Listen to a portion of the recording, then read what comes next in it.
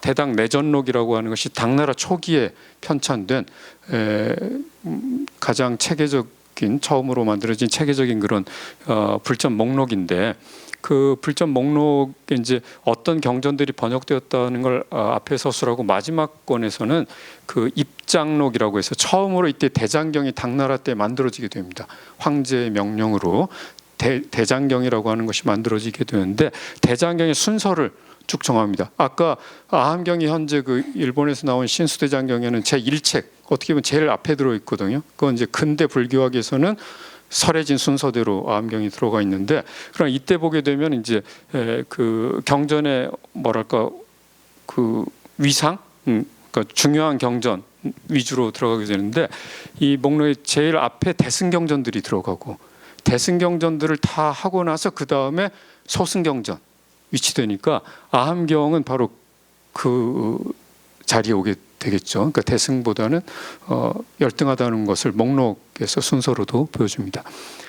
개원석교록은 이건 당나라 현종 때 만들어진 거고 이것이 현재까지 유통되는 가령 우리나라의 그 고려대장경 같은 대장경의 그 목록의 그 기본 틀이 됩니다. 그런데 개원석교록도 아까 대당내전록과 마찬가지로 앞부분에서는 어떤 경전들이 번역되었는가를 시대별로 설명하고 나중에 뒤에 가서는 이제 그 분류를 하게 되는데 마찬가지로 처음에는 보살 삼장록이라고 해서 대승의 삼장 경률론 그 다음에 성문 삼장록이라고 해서 소승의 삼장 아함경은 여기에 해당하니까 역시 대승보다는 열등한 것으로 하죠. 그리고 마지막에 대장경 목록인데 대장경 목록도 대승의 3장이 권 19에 나오고 마지막에 소승의 3장 그것이 뒤에 나오게 되죠. 그래서 그에 의거해서 만든 고려대장경 현재 해인사에 있는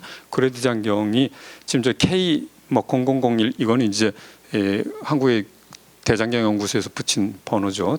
그런데 제일 앞에는 이제 대승경전들이 나오니까 첫 번째 경전은 대반야경 현장이 번역한 번역입니다. 그 다음에 대승의 율, 그다음에 대승의 논서, 그리고 나서 소승경이 그 다음에 오는데 소승경 중에서는 아함경이 가장 앞에 옵니다. 그런데 그 중에 제일 앞에 오는 장아함경은 고려대장경 번호가 647번.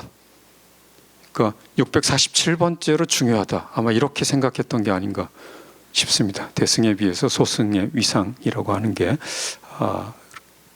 그리고 이제 우리가 보통 속장경이라고 불렀던 교장총록, 교장총록이라고 하는 것은 대장경에 대한 주석서들을 모은 것이죠. 의천 스님이 편찬한 거기에 보게 되면 거기에는 아함경은 물론 이것은 이제 대장경이 아니고 그에 대한 주석서들인데 아함경에 대해서는 아예 언급이 없습니다. 왜냐하면 이거는 그 주석서들을 모은 건데 동아시아 불교에서 아함경에 대한 주석서는 하나도 찬술되지 않았습니다. 그러니까 어떻게 보면 아함경은 연구를 할 대상이 아니라고 생각했던 거겠죠. 너무 쉬워서 그랬는지 아니면 다른 이유인지 모르겠습니다만 이것도 어떻게 보면 아함경의 동아시아 불교에서 위상을 보여주는 게 아닌가 그렇게 생각이 됩니다.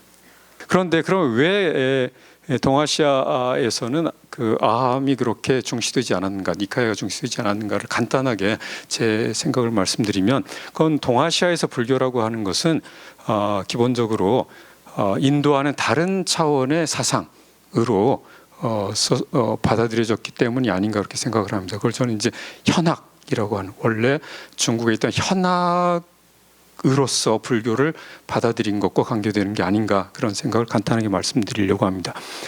말씀드린 것처럼 불교가 처음 전해진 것은 AD 1, 2세기 당시는 서역 이주민 외국인들의 종교였죠. 그러다가 2세기 후반 이후에 처음으로 한문경전이 나오고 그러면서 한족들이 관심을 갖기 시작하고 3세기 후반 이후에 본격적으로 수용되는데 바로 이 시기가 중국에서 현학이라고 하는 것이 발생하고 발전하던 시기이고 바로 현학이 발전하면서 불교에 대한 중국 지식인들의 관심이 급속도로 높아지게 됩니다.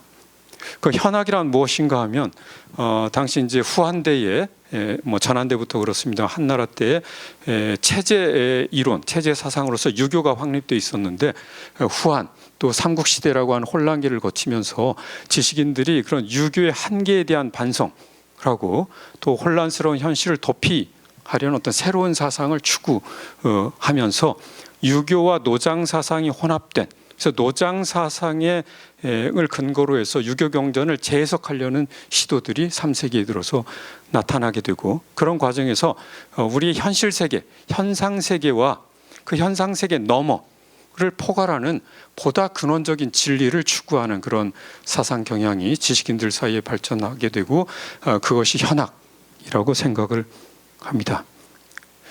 그런데 그 현학이 발전하는 과정에서 사실 현학의 발전에 불교의 수용이 상당히 큰 영향을 미칩니다. 즉 기존의 노장의 근거에서 유교를 이해했지만 그걸로는 충분하지 않을 때에 불교 이론들이 들어오면서 어떤 자신들의 그런 관심에 대한 새로운 해답들을 찾았던 것 같습니다.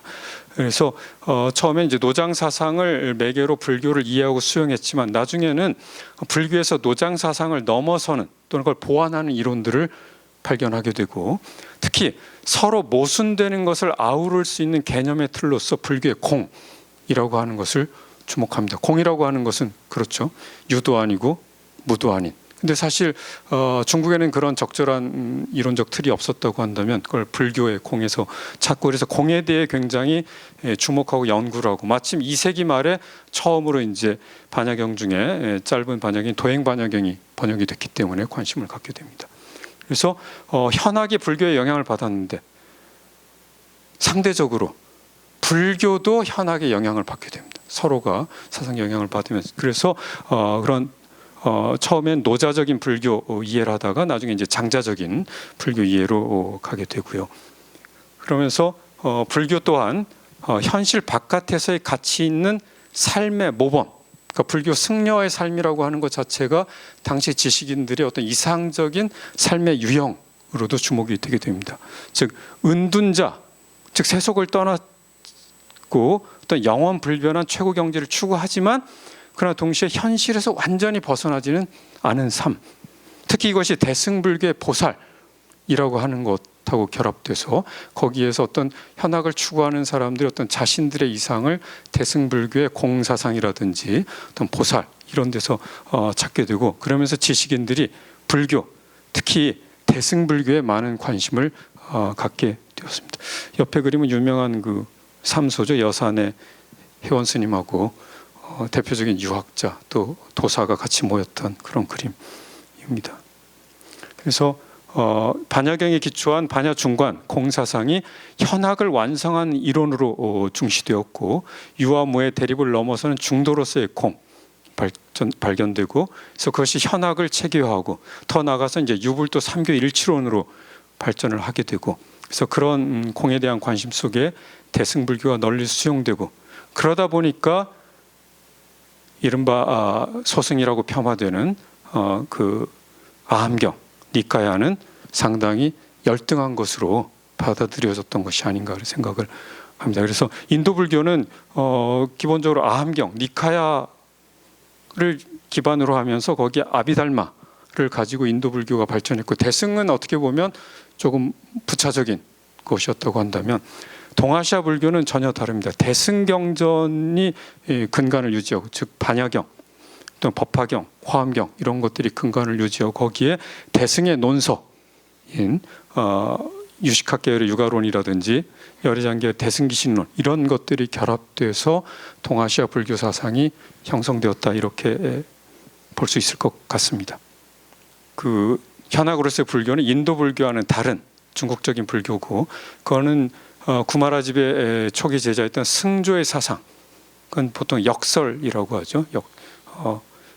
역설 또는 전일, 모든 것을 다 포괄한, 유화물을 다 포괄한 이런 것들을 추구하는 사상이 되고, 특히 8세기 후반 이후에 서역과의 교류가 단절되면서 불교의 중국적 성격이 더욱 강화되고, 또 이런 중국화된 불교가 한역 경전과 함께 동아시아 지역에 전파되면서 이것이 동아시아 불교의 기본 성격이 되었고, 이런 과정 속에서 오늘의 주제인 아함경, 미카야가 주목되지 않게 되었다. 이런 말씀을 드리면서 제 강의를 마치겠습니다. 경청해 주셔서 감사합니다.